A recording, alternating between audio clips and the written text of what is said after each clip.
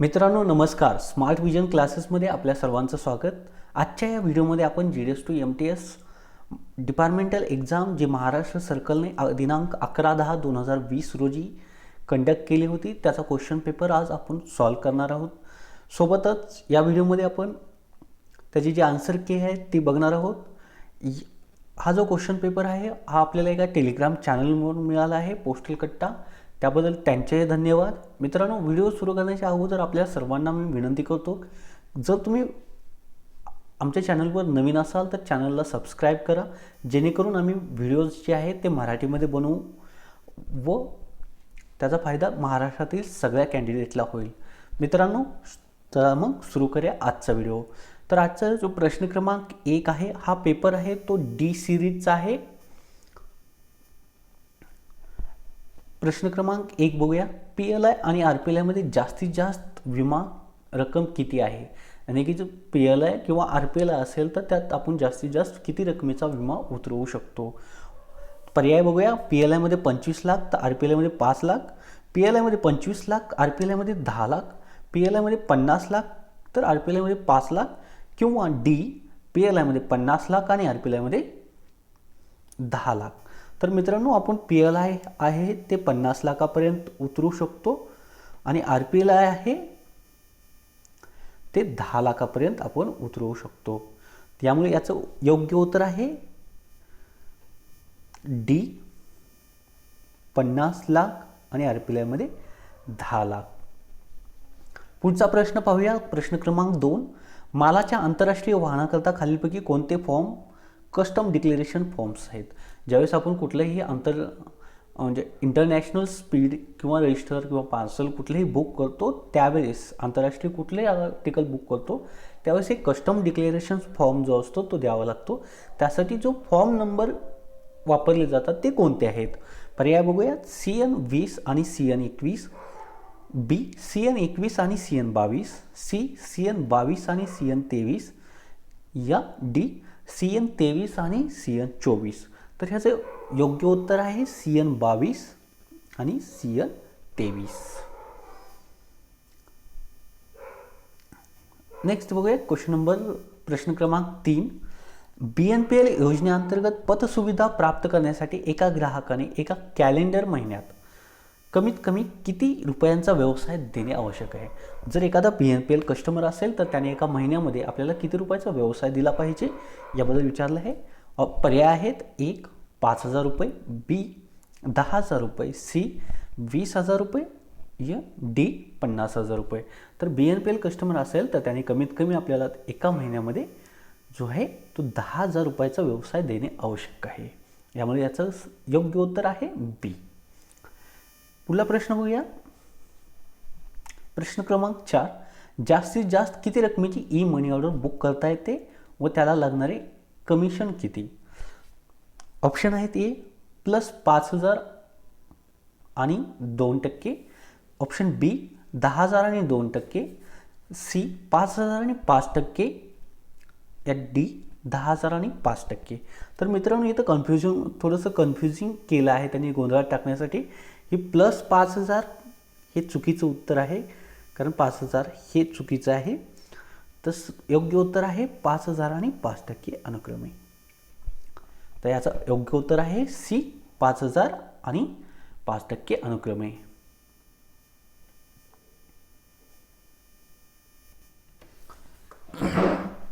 पुढचा प्रश्न बघूया. प्रश्न क्रमांक 5. शाखा डाकघरात जास्तीत जास्त किती वजनाचे रजिस्टर पार्सल बुक करता येते?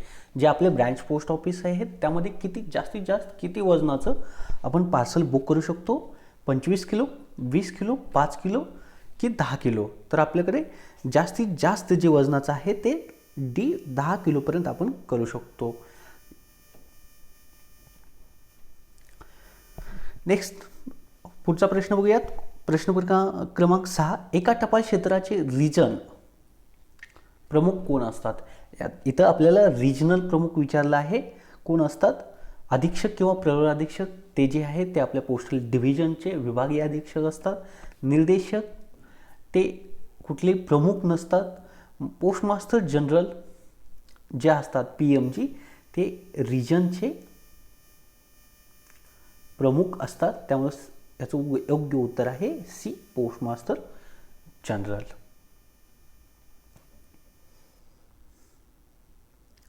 नेक्स्ट बघूया पुढला प्रश्न क्रमांक 7. एका टपाल सर्कलचे प्रमुख कोण असतात? डायरेक्टर जनरल, निर्देशक, मुख्य पोस्टमास्टर जनरल या पोस्टमास्टर जनरल. तर जे एखादा टपाल सर्कल असेल, महाराष्ट्र सर्कल किंवा दुसरं कुठलं, तर त्याचे प्रमुख जे असतात ते मुख्य पोस्टमास्टर जनरल, CPMG. आपण त्यांना CPMG म्हणतो, चीफ पोस्टमास्टर जनरल. त्याचं योग्य उत्तर आहे डी. प्रश्न क्रमांक 8. सैनिकी पोस्ट ऑफिसच्या पत्त्यावर मनी ऑर्डर पाठवण्यासाठी कोणते ऑफिस बुकिंग घेऊ शकते? या प्रश्नाबद्दल मीही अजून साशंकता आहे, कारण कुठल्याही ऑर्डर्सशिवाय अजून तरी मला भेटलेलं नाही. त्यामुळे मी याचं उत्तर वरीलपैकी नाही देईल. जर कुणाकडे ऑर्डर असेल तर तुम्ही मला कमेंट करू शकता. पुढचा प्रश्न बघूया. प्रश्न क्रमांक 9. टपाल कार्यालयाच्या कामकाजाचा वेळा सामान्यत कोण निर्धारित करतात? जे टपाल ऑफिस आहेत त्यांचे जी बिझनेस आवर्स आहेत, कामकाजाच्या वेळा ज्या आहेत त्या सामान्यतपणे कोण निर्धारित करतं? डायरेक्टर जनरल, सर्कलचे प्रमुख, विभागाचे प्रमुख की पोस्टमास्टर? तर जे सामान्यपणे ज्या वेळा आहेत ते सर्कलचे प्रमुख जे असतील ते निर्धारित करतात, यानी म्हणजे CPMG, मुख्य पोस्टमास्टर जनरल जे आहेत ते करतात. पुढचा प्रश्न बघूया. प्रश्न क्रमांक 10. रविवारी आणि सुट्टीच्या दिवशी रात्रपाळीच्या टपाल कार्यालयामध्ये नाईट पोस्ट ऑफिस खालीलपैकी कोणत्या सेवा दिल्या जातात? जे नाईट पोस्ट ऑफिस आहेत ते रात्री पाळीपर्यंत 8:30-9 पर्यंत चालू असतात, 8:30 पर्यंत. त्या ऑफिसमध्ये सुट्टीच्या दिवशी आणि रविवारी पण, म्हणजे पोस्टल हॉलिडेज आणि रविवारी पण हे ऑफिस चालू असतात. यामध्ये कोणत्या सुविधा दिल्या जातात? स्पीड पोस्टचे बुकिंग, टपाल वितरण, बचत बँक यावरील सर्व. तर सुट्टीच्या दिवशी फक्त आणि फक्त बुकिंगचे कार्य केले जाते, त्यामुळे ह्याचं योग्य उत्तर आहे स्पीड पोस्टचे बुकिंग. मित्रांनो, व्हिडिओ आवडला असेल तर आपण लाईक करू शकता. अगर काय आपल्याला काही सूचना द्यायच्या असतील तर कमेंट पण करू शकता. पुढचा प्रश्न घेऊयात. प्रश्न क्रमांक 11. शाखा डाकघराचे कामकाज कमीत कमी व जास्तीत जास्त किती तास असते?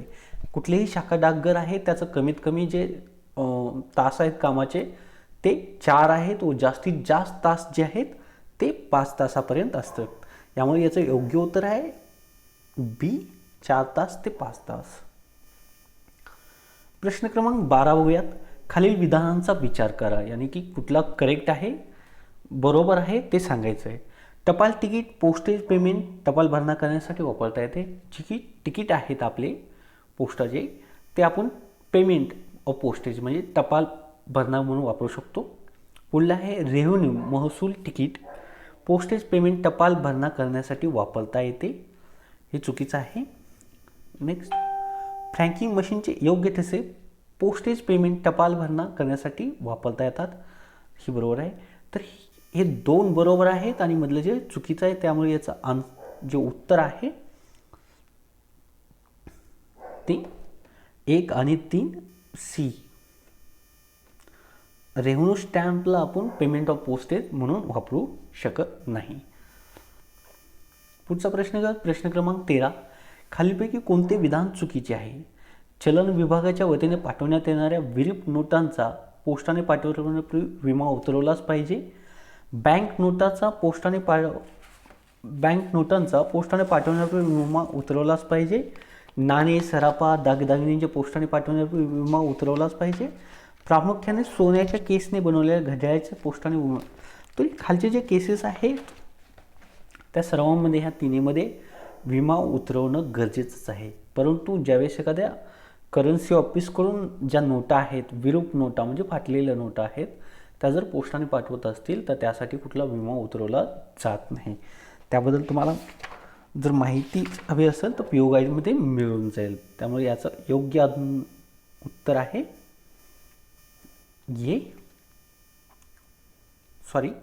चुकीचं विचारलं आहे, तर कुठला उतरवला पाहिजे, तर ते इथं उतरवला जाणार नाही. सो उत्तर आहे ए, उतरवला जात नाही. पुढील बघूया प्रश्न क्रमांक 14. खालील विधानांचा विचार करा. पूर्णदेही टपाल तिकीट लावलेल्या वस्तू आर्टिकल पत्रपेटी लेटर बॉक्समध्ये पोस्ट करता येतात. योग्य पोस्टेजचा फ्रँक केलेल्या वस्तू आर्टिकल्स पत्रपेटी लेटर बॉक्समध्ये पोस्ट करता येतात. वरीलपैकी कोणते विधान बरोबर आहे? तर जे फ्रँकिंग मशीनद्वारे जे फ्रँक केलेले आर्टिकल आहेत ते कुठल्याही लेटर बॉक्समध्ये पोस्ट करता येत नाही. ते आपल्याला पोस्ट ऑफिसच्या विंडो डिलिव्हरी यानी की जे काउंटर आहे तिथंच प्रेझेंट करावं लागतात, प्रस्तुत करावे लागतात. त्यामुळे जे सेकंड नंबरचा आहे, 2 नंबरचा पर्याय चुकीचा आहे. त्यामुळे आपला योग्य पर्याय आहे तो फक्त एक नंबर. पुढील प्रश्न घेऊया. प्रश्न क्रमांक 15. सैन्य व हवाई दल संरक्षण सेवेत कार्यरत व्यक्तीसाठी टपाल खालीलपैकी कोणत्या पत्त्यावर पाठवतात?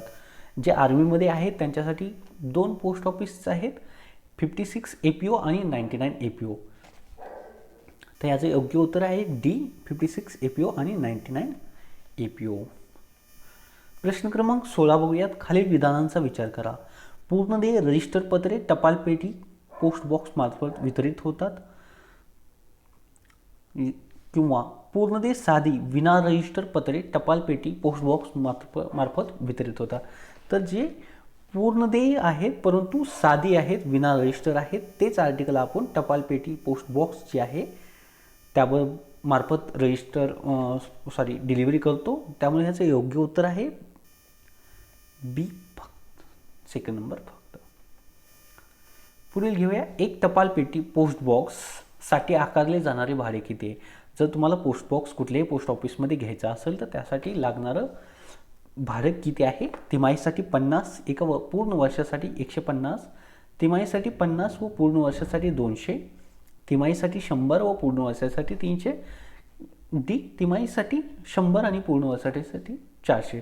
तर जर तुम्हाला तिमाहीसाठी घ्यायचंच असेल तर एका पोस्ट बॉक्स तर त्यासाठी जर लागणारे भाडे आहे ते तिमाहीसाठी 50 आणि पूर्ण वर्षासाठी 150 रुपये. त्यामुळे ह्याचे योग्य उत्तर आहे ए.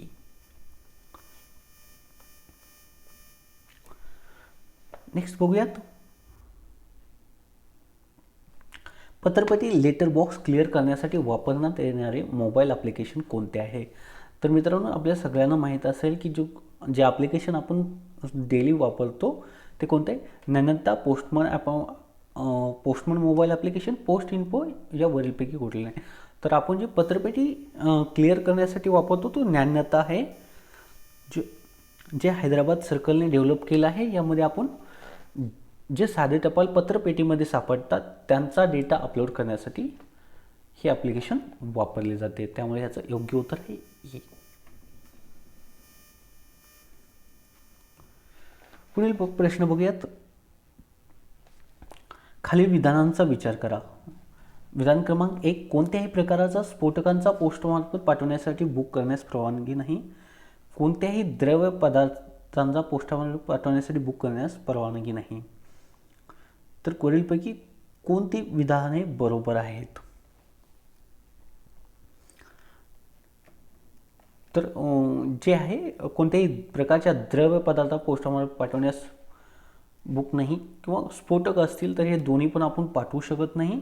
त्यामुळं याचं योग्य उत्तर आहे सी, वरीलपैकी दोन्ही.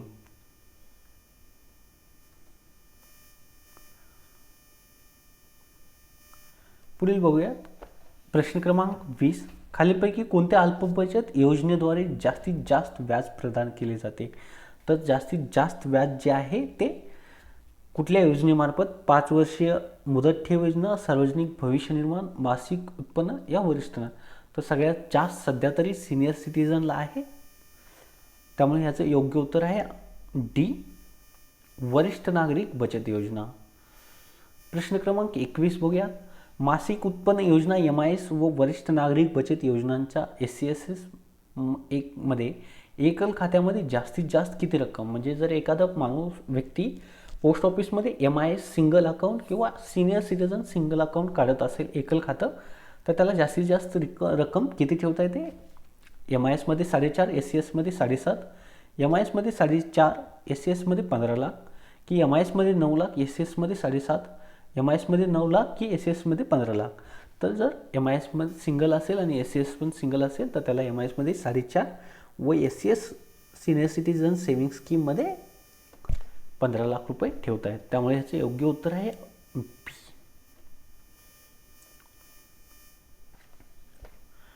पुढचा प्रश्न बघूयात. प्रश्न क्रमांक 22.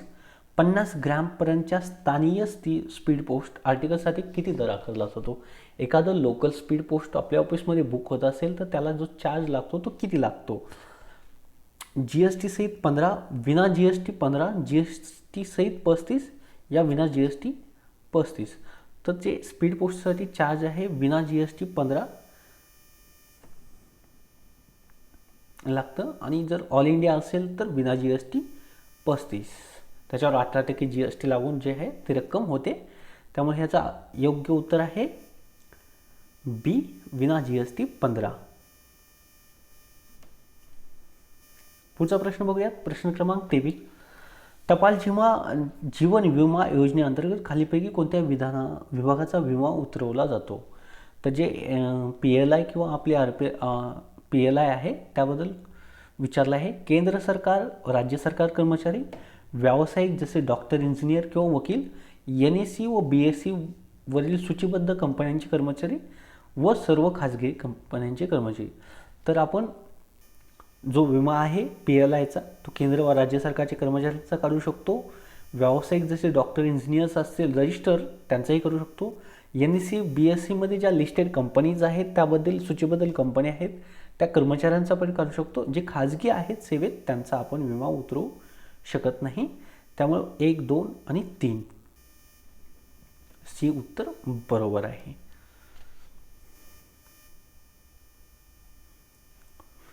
पुढील प्रश्न घेऊया. प्रश्न क्रमांक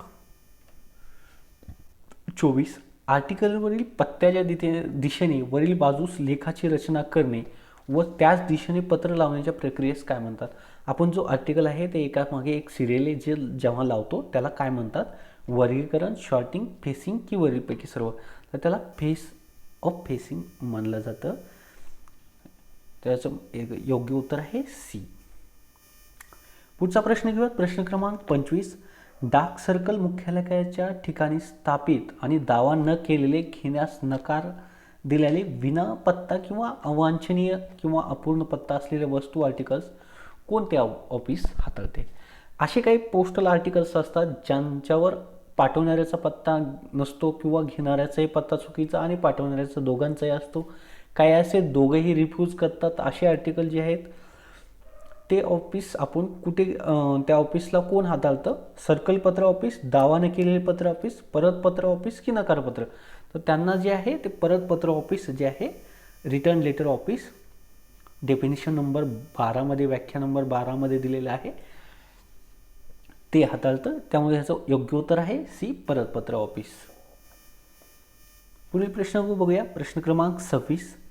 रेल्वे डाक सेवेच्या कोणत्या शाखेमध्ये पत्रांचे वर्गीकरण न होता फक्त बंद थैल्या स्वीकारल्या व पाठवल्या जातात व पत्रांचे वर्गीकरण समाविष्ट होत नाही? म्हणजे असं रेल्वे RMSचं कुठलं ऑफिस आहे जिथं फक्त बंद बॅग जे आहेत त्या क्लोजमध्ये रिसीव्ह होतात आणि तशाच त्या पुढे पाठवल्या जातात? बंद थैली ऑफिस, संक्रमण थैली ऑफिस, संक्रमण ऑफिस, संक्रमण मेल ऑफिस. तर जे ट्रान्झिट मेल ऑफिस यानी की संक्रमण मेल ऑफिस आहे त्यामध्ये या ओपन न करता त्यांचं वर्गीकरण, बॅगा ओपन केल्या जात नाहीत तर त्या पुढे पाठवल्या जातात. पुढील प्रश्न बघा. प्रश्न क्रमांक 27. सर्कल प्रमुखाच्या मुख्यालयाच्या ठिकाणी असलेले प्रथम वर्ग हेड ऑफिस किंवा जिथे एकापेक्षा जास्त हेड ऑफिसेस असतील तर मुख्यालयाशी संलग्न असलेले हेड ऑफिसला काय म्हणतात? जसे की आपल्याला आता circle office, general post office, main post office की मुख्य डाकघर, जिथे एकापेक्षा 2 HO आहेत. समजा पुणेमध्ये आपल्या 2 HO आहेत, पुणे सिटी HO आणि पुणे GPO. तर जे GPO रिजनलला संलग्न आहे त्याला आपण GPO म्हणतो. तसंच जे सर्कल ऑफिसला आहेत त्याच्यात जी संलग्न ऑफिस आहेत HO आहे त्याला आपण GPO म्हणतो. याचं योग्य उत्तर आहे जनरल पोस्ट ऑफिस. आणि ते जे ठिकाणी बसलेले प्रथम वर्ग हेड ऑफिस किंवा एकापेक्षा जास्त हेड ऑफिस असतील तर मुख्यालयाशी संलग्न असलेले हेड ऑफिस त्याला आपण जनरल पोस्ट ऑफिस म्हणतो. पुढील बघूया. प्रश्न क्रमांक 28. रेल्वे डाकसेवाची स्थिर ऑफिस ज्या ठिकाणी संलग्न शिक्षण कामाची कागदपत्रे वर्क पेपर्स बनवली जातात, तपासली जातात व रेकॉर्डवर ठेवली जातात, त्या शिक्षणाला अत्यावश्यक सर्व प्रकारचे फॉर्म्स, थैल्या, स्टेशनरी पुरवली जातात, त्या ऑफिसला काय म्हणतात? तर जे रेकॉर्ड ऑफिस आहे ते RMSचं, तर रेल्वे डाक सेवेची जी वर्क पेपर आहे ते बनवतो, त्याच पण ते रेकॉर्डवर ठेवले जातात आणि त्यांना जे लागणारे स्टेशनरी वगैरे ते त्या ऑफिसला पुरवले जातात.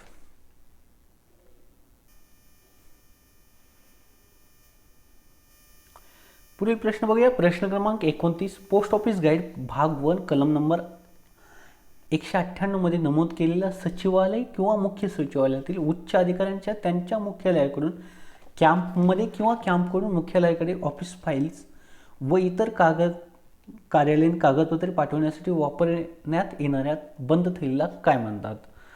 तर उच्च पदस्थ असतील तर पॅकेट थैली, अकाउंट थैली, स्पेशल थैली की कॅम्प थैली. तर उच्च पदस्थ असतील तर त्यांना स्पेशल थैली मानलं जातं, स्पेशल बॅग्स.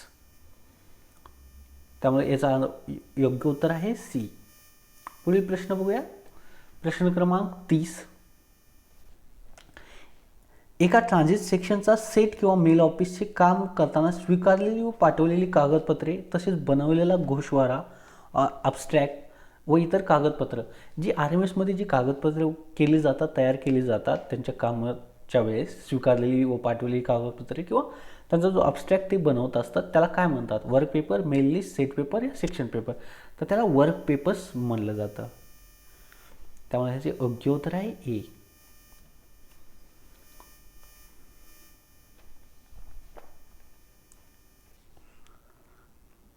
प्रश्न क्रमांक 31 बघूयात. सरकारी कर्मचाऱ्यांच्या हितसंबंधाच्या एखाद्या संघर्ष प्रकरणात खालीलपैकी कोणत्या घटकावर सर्वाधिक थेट व त्वरित खीळ बसते? कर्मचाऱ्यांची प्रतिष्ठा, जनतेने कार्यालयात ठेवलेला विश्वास, कार्यालयाचे औचित्य, भारताची घटना. तर एखाद्या हितसंबंधासाठी असेल तर त्यामुळे आपल्या कार्यालयावर ठेवलेल्या विश्वासावर डायरेक्टली ही खीळ बसत असते. आंतरराष्ट्रीय योग दिन कधी साजरा केला जातो? तो आंतरराष्ट्रीय योग दिन हा 21 जून रोजी साजरा केला जातो. भारतामधील कोणत्या भागात उन्हाळी पहिला पाऊस पडतो? तो पश्चिमी घाटामध्ये उन्हाळी पहिला पाऊस पडतो. क्षेत्रफळानुसार भारतातील खालीलपैकी सर्वात मोठे राज्य कोणते आहे? क्षेत्रफळानुसार असेल तर राजस्थान आहे, लोकसंख्येनुसार तर उत्तर प्रदेश आहे. पुढील बघूया. प्रश्न क्रमांक 35. भारतीय राज्यघटनेसंदर्भात दिलेल्यापैकी कोणते विधान बरोबर नाही? सर्व व्यक्तींना कोणत्याही धर्मावर विश्वास ठेवण्याचे स्वातंत्र्य आहे. धार्मिक अल्पसंख्याकांमधील नागरिकांची समानता सुनिश्चित करते. एका विशिष्ट धर्माला अधिकृत दर्जा मिळतो. धर्माच्या कारणाने भेदभाव करण्यास मनाई करते. तर एका विशिष्ट धर्माला अधिकृत दर्जा मिळतो हे चुकीचं असू शकतं. पुढील प्रश्न बघूया. प्रश्न क्रमांक 36. पंचायती राजमध्ये प्रणालीमध्ये खालीलपैकी कोणत्या पातळीवर सरकारचा समावेश आहे? गाव, जिल्हा, राज्य, गाव, तालुका, जिल्हा, गाव, राज्य, केंद्र, तालुका, जिल्हा, राज्य पातळी. तर गाव, तालुका आणि जिल्हा ही पंचायत राज्याची व्याख्या आहे. पुढील बघूया. जम्मू आणि काश्मीरचे सध्याचे लेफ्टनंट गव्हर्नर कोण आहे? तर जम्मू काश्मीरसाठी जे आपले पूर्व मंत्री होते मनोज सिन्हाजी, ते सध्या लेफ्टनंट गव्हर्नर आहेत. पुढील बघूया. प्रश्न क्रमांक 38. कोरोना विषाणूमुळे ज्या रुग्णाची प्रकृती गंभीर आहे अशा रुग्णांना COVID-19 मधून बरा झालेल्या रुग्णांचे रक्त संक्रमित करण्याच्या वैद्यकीचा, ज्या रुग्णाला एखादा कोरोनामधून बरा झालेला पेशंट असेल तर त्याचा जी थेरपी केली जाते त्याला काय म्हणतात? तर प्लाझ्मा थेरपी केली जाते त्याच्यावर, म्हणजे त्याचं रक्त काढून त्यांना दिलं जातं.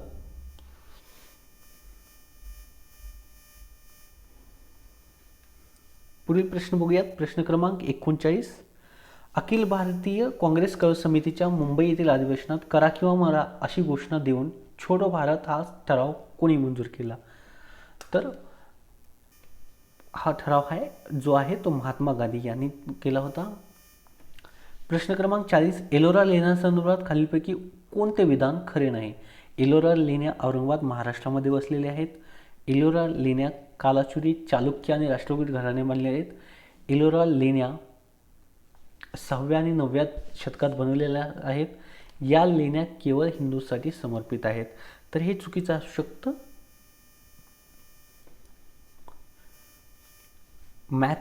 जे गणिताचे प्रश्न आहेत त्याचे मी फक्त उत्तरे देत आहे, तुम्ही पण हे सोडवू शकता.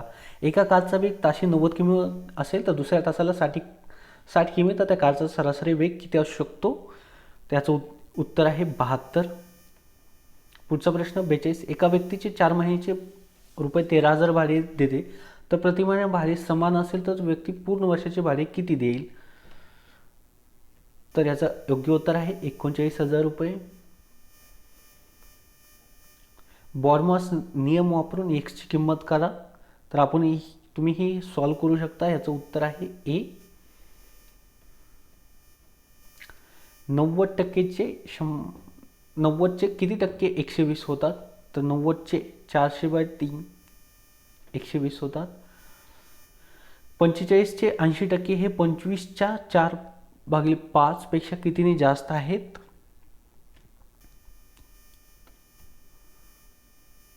त्याचं उत्तर डी आहे.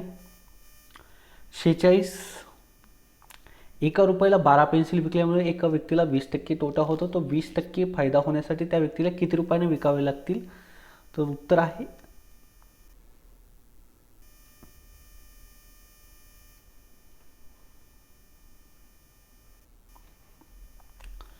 सरळ व्याजाने 80 रुपये व 4 वर्षात 160 मिळतात, तर व्याजाचा दर किती आहे?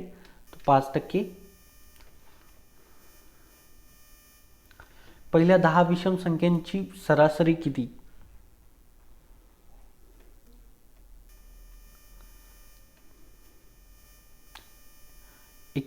ए आणि बी हे 2 पोस्टमन आहेत, ते दोघे मिळून 4 तासात 100 पत्रे वितरित करतात. जर ए एकटा 6 तासात 100 वितरित करू शकतो, तर बी एकटा 100 पत्रे वितरित करेन.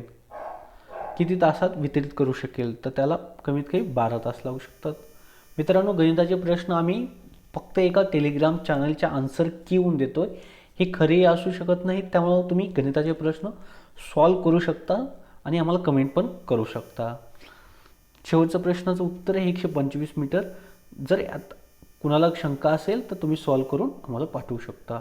मित्रांनो, या व्हिडिओचा उद्देश हाच होता की आपल्या महाराष्ट्रातील सर्व मराठी पोस्टातील जे कर्मचारी आहेत त्यांच्यापर्यंत पोहोचण्याचा. व्हिडिओ आवडला असेल तर व्हिडिओला लाईक जरूर करा आणि जे तुमचे सहकारी असतील, तुमचे कुठले कर्मचारी असतील त्यांच्याबद्दल शेअर करा, ज्यामुळे आम्ही पुढील व्हिडिओ जे आहेत ते पोस्टमनच्या एक्झामचे असतील किंवा PA एक्झामसाठी तर आम्ही मराठीमध्ये बनवू. तोपर्यंत धन्यवाद.